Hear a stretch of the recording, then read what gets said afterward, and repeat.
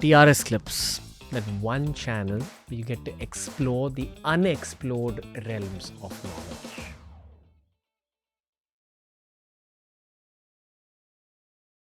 This question is going to piss off so many people who hate watch this show. Okay. But that's why I love the question even more. All right. Do you think ghosts exist? Do I think ghosts exist? No. No. But if they do exist, they would be made out of dark matter for sure. I'd love to hear more. I'd love to hear more about both these tangents. Okay. So in terms of ghosts, my feeling about this is that we have needs, and you have to be honest about what your needs are. Life isn't enough. We want more. So we want there to be ghosts. We want there to be like a secret world of dinosaurs under the surface. And we want there to be portals to other dimensions. And we want to be able to call up Krishna and ask for advice and all sorts of stuff. And just wanting those things isn't enough to make them real. And that's one of the lessons of science. So it's not like I don't want to play. It's that I don't want to mess up my only opportunity for true magic. And the true magic is the stuff that allows you to make something that nobody's ever made before, or understand something that nobody's ever understood before. You know? And so I don't believe in ghosts because I think that's a desire. But do you think that if they do some kind of scientific research where they're able to prove it, you might shift that belief? I believe there are all sorts of ways I could construct things about life that would be inconceivable. Like dark matter life. That's an inconceivable concept, but it's possible. There are these claims about remote viewers that sound like total nonsense. That somebody is, taken on a submarine to the bottom of the sea where light can't penetrate, and they get a vision of something else. Now, your phone is a remote viewing instrument. If you were in the 1700s and you were communicating by FaceTime with Australia, it would be a miracle. There would be no explanation for it other than, okay, he has magical powers. So science is always magic before it's understood. So I definitely believe in some sense that there are things that we should be able to do. Okay, I think we can forget about ghosts. Here's something I really believe. I believe we can reach the stars, and I believe that it's possible quickly. Nobody agrees with me on this. Distant star systems. Yes. I am hopeful. I can't prove it. But my work has been to ask the question, is it possible that maybe this is much easier than we're making it out to be? Really? Yeah.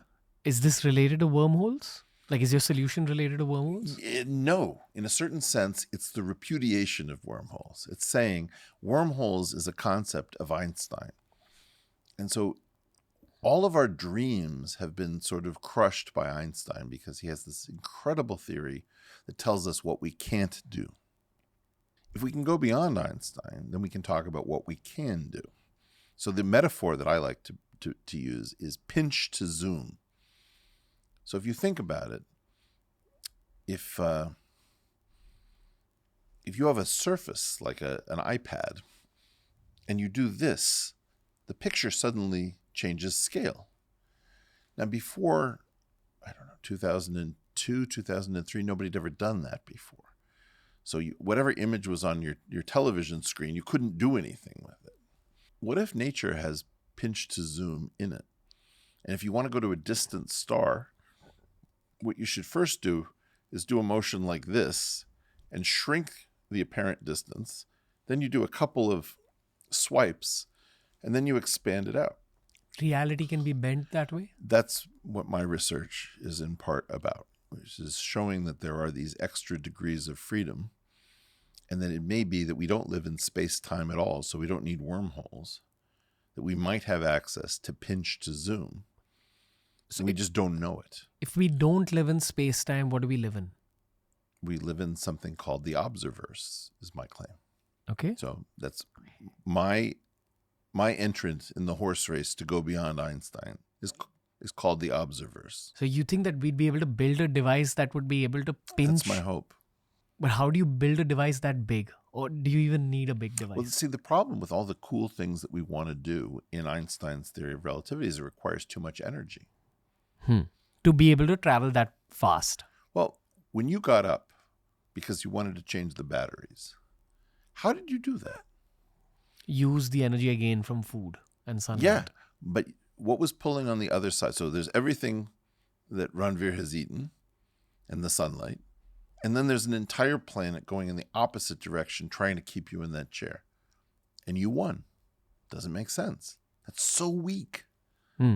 So that means that in order to do something, in order to bend space and time, if you believe you live in an Einsteinian universe, you need more energy than you can possibly imagine, because an entire planet's worth of energy isn't enough.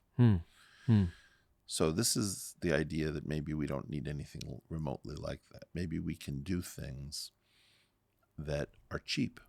For example?